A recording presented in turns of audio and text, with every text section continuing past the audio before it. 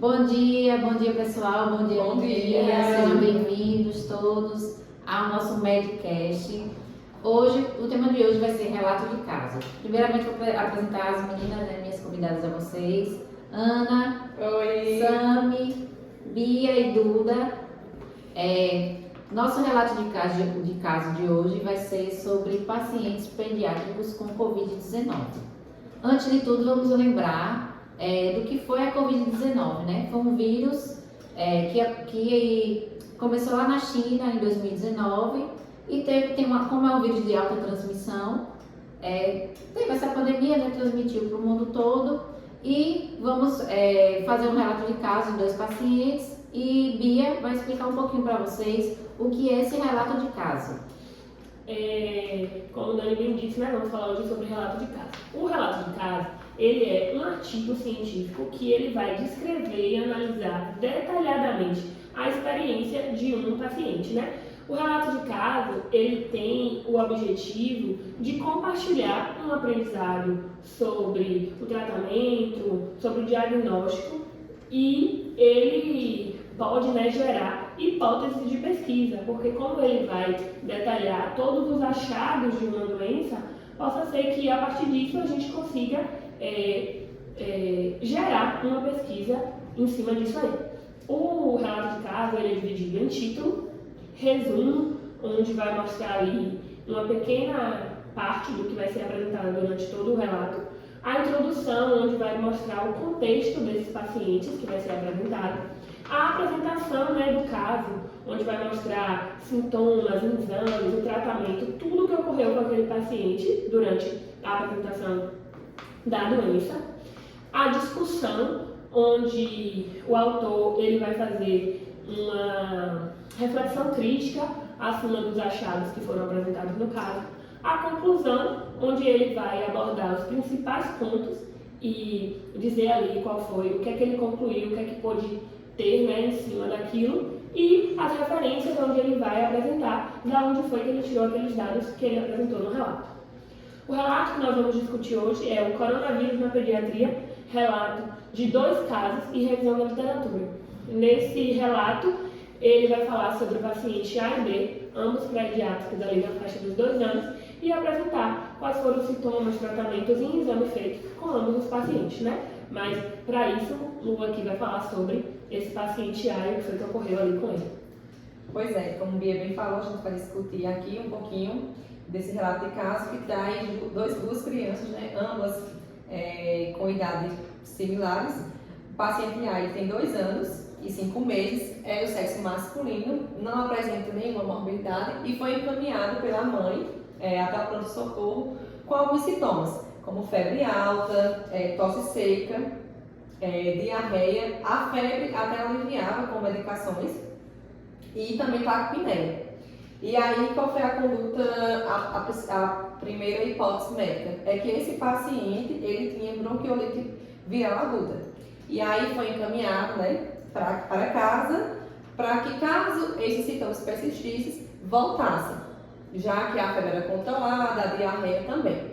E aí, após 3 dias, esse paciente precisou retornar ao pronto atendimento, ao pronto-socorro, porque os sintomas, além de persistir, ainda teve a presença de rinorreia e a temperatura bem elevada, né? E aí, o que é que acontece? A médica solicitou alguns exames, como exames laboratoriais, que envolvem hemograma, creatina, lipases, e também PCR, já, né, leva aquela hipótese de Covid, já que o período só se falava disso, né? E aí fez esses exames, como também fez radiografia. Na radiografia apresentou normalidade, embora também não tenha sido um exame tão completo, porque a criança apresentou-se em movimentos durante todo o exame, né? E aí, a partir do SUAB, que foi já o primeiro ponto onde a Covid foi detectada, para confirmação fez a PCR, onde realmente confirmou, e aí após essa confirmação a criança foi encaminhada para casa com todas as orientações, né, como isolamento, lavagem das mãos, boa hidratação, alimentação, enfim, para que ela, e sobretudo que ela ficasse isolada dos pais, para que os pais não chegassem a ser contaminados. E aí, após 19 dias, foi repetido o exame de PCR, o exame constatou negatividade para a Covid, assim como os pais também, que fizeram o exame, mas não apresentaram nenhum sintoma. E aí teve o caso 2, que nossa amiga Samir vai falar um pouquinho sobre ele. Pronto, então agora com relação ao paciente 2, né, que tem 2 anos e 1 mês, é um sexo masculino também. Ele não tinha nenhum quadro de morbidade prévia, ele foi encaminhado ao pronto-socorro pelos seus pais, alegando que ele estava com febre e tosse há uma semana, uma febre ali na faixa de 37,5 graus, e ele estava fazendo uso de antipiréticos, né, remédios que tendem a baixar a febre, porém ainda assim não foi solucionado, né? A febre dele persistiu e ele estava apresentando um quadro de cansaço nas suas atividades diárias. Foi feito o exame físico, né? O paciente estava ativo, reativo, com dispneia e sem alterações demais, né? E as hipóteses diagnosticadas foram pneumonia, bronquite viral aguda e Covid-19. E para melhor esclarecimento foram solicitados alguns exames laboratoriais, hemograma completo, lipase, creatinina, e também o PCR. E além disso também foi feita uma radiografia de tórax, né? Essa radiografia de tórax foi feita de maneira posterior anterior e de perfil. E foi demonstrado especialmente periobronquiolar na região hilar, mas por conta também da movimentação da criança, né, que aconteceu também nesse caso 2, não foi possível analisar por completo se havia a possibilidade de uma doença intersticial pulmonar devido à movimentação dele, né, a forma como aquela criança estava agitada durante a realização do exame. Os resultados dos exames estavam dentro da normalidade e daí foi procedido na recomendação de que fosse feita uma lavagem nasal dessa criança de uma forma periódica para a posterior realização do RT-PCR in vivo, para a detecção da Covid. E aí, 2 dias depois, os pais telefonaram para aquele serviço para informar, né, que o teste havia dado positivo e pedir as orientações devidas. E aí foi recomendado que o paciente ficasse isolado, em um ambiente arejado, que não houvesse contato com as secreções dele e houvesse uma lavagem constante de suas mãos. E aí, 21 dias depois, foi realizado novamente esse exame, esse RT-PCR in vivo, e o resultado foi negativo. O exame também foi realizado com seus pais, que também não apresentaram nenhuma evidência de contaminação, e eles também não tiveram nem intercorrências ou qualquer manifestação de infecção viral. E agora a gente já entra na segunda parte, né, aqui da gente discutir um pouquinho, sintetizar como seriam os resultados, as reflexões críticas, como Bia falou bastante, por meio do autor nesse relato de caso. Só para pegar o gancho logo das meninas, né, falar um pouco sobre os exames. O exame padrão ouro para diagnosticar a Covid-19 é a amostra PCR. O suave faríngeo ele não tem uma precisão quanto o RT-PCR. E no primeiro caso apresentado, o exame ele foi utilizado para confirmar, visto que a Covid-19 não foi proposta como um primeiro diagnóstico da doença na criança, né?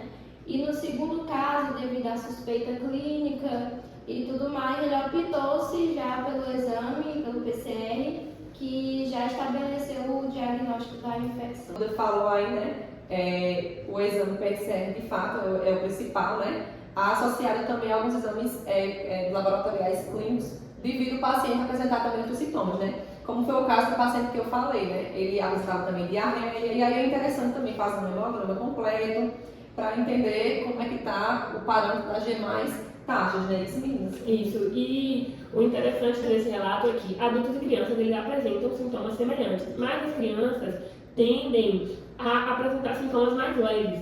Com isso, acaba que a primeira hipótese de diagnóstico nas crianças, como foi visto no caso 1 e no caso 2, não é a Covid-19. E, de certa forma, isso devido às crianças apresentarem uma menor carga viral, também a não presença, né, de morbidades anteriores, como vocês falaram, faz com que a sintomatologia dessas crianças seja mais leve e não seja a primeira hipótese a Covid-19. Os médicos também eles tentam abordar outras ideias de exames, até porque o PCR ele é incômodo, né, não, nessas crianças ainda mais. Então eles tentam, né, buscar ali outras vias Sim. antes de chegar de fato nesse diagnóstico de Covid, né? Até porque tem esses sintomas, assim, às vezes não muito característicos nas crianças. Até para o adulto em si já é incômodo. Eu lembro que quando na Covid, esse suave eu não fazia, porque eu não conseguia, que era no nariz, né? Então assim, esse já não conseguia, eu ficava imaginando uma criança, né? Como é a criança. E a gente tem também que as alterações nos exames de imagem, eles podem estar presentes antes mesmo dos aparecimentos de sintomas. Mas eles também não são totalmente fiéis, eles não têm uma relação precisa de dizer que aquela alteração está de fato relacionada com o diagnóstico de Covid, né? Tanto que nos dois casos aqui apresentados não foi realizada uma peça de tórax, né? Os pacientes eles apresentavam um bom estado geral e em ambos observou-se, né, aquele espessamento periobronquiolar na radiografia do tórax e a gente não pode confirmar de fato, né, que essa alteração de imagem está relacionada com o diagnóstico. Hoje, tipo, como a Bia falou, não se sabe o papel da transmissão de Covid em crianças, né? Porque, tipo, as evidências apontam que a transmissão de criança é baixa e, como a gente viu no relato dos casos, os pais, os acompanhantes que acompanharam as crianças com os devidos cuidados, eles não pegaram a doença. É isso, né? Porque como a apresentação dos sintomas nas crianças são mais leves, acaba que essa transmissão também das crianças para as outras pessoas é mais leve. Mas também a gente não pode deixar, né, de pensar que o isolamento social para uma criança é muito mais complicado do que um adulto. Não pode deixar de ter o cuidado porque é criança e porque é mais leve, né? Isso.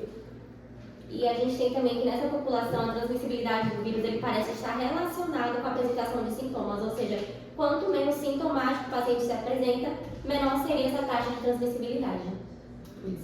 Para concluir aqui, né, o nosso podcast, o fato interessante é que nos casos relatados, a apresentação dos dois casos foi numa situação de rotina de atendimento pediátrico, que acabaram tendo como diagnóstico a Covid-19 das duas crianças. E na literatura são descritos casos com desfechos semelhantes, mesmo assim, o papel dessa pandemia aparentemente apresentado nessa faixa etária, né, das crianças e tudo, tem um bom resultado, porque as crianças... A transmissibilidade foi menor com seus pais que não apresentaram sintomas depois, mesmo tendo contato direto com eles, né, durante esse período de isolamento. Uhum.